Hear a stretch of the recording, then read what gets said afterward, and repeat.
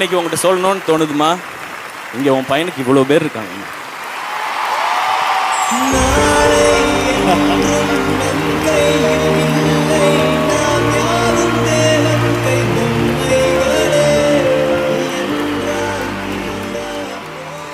என்ன இங்கே 1000 பேர் தள்ளி விடணும்னு நினச்சாலும் தாங்கி பிடிக்கிறதுக்கு 1,00,000 பேர் இருக்காங்கம்மா. இங்கே கார் வாங்கினப்ப, வீடு வாங்கினப்ப அப்போல்லாம் நம்ம நல்லா இருக்கோம், வசதியாக இருக்கோம்னு தான் தோணுச்சு. ஆனால் இந்த செகண்ட் இன்னைக்கு இங்கே நம்ம ஜெயிச்சிட்டோன்னு தோணுது உங்களால். நம்ம இந்த மாதிரி கனவு லட்சியம்லாம் வச்சுருக்கும் போது சுற்றி நிறையா பேர் சொல்லிக்கிட்டே இருப்பாங்க, உனக்கு எதுக்குடா இந்த தேவையில்லாத வேலை, நீ என்ன பெரியவனா, நீ என்ன ஹீரோவான்னு கேட்பாங்க. நீங்கள் எல்லாரும் சொல்லுங்கள், ஆமாடா நான் ஹீரோ தான்,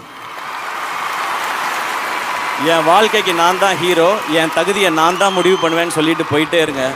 நம்மளை மாதிரி தனியாக வர்றவங்களுக்கு உழைப்பும் கனவும் தான் பேக்ரவுண்டு. அந்த கிரவுண்டில் நம்ம ஆடுறது தான் கேம், நம்ம அடிக்கிறது தான் சிக்ஸர்.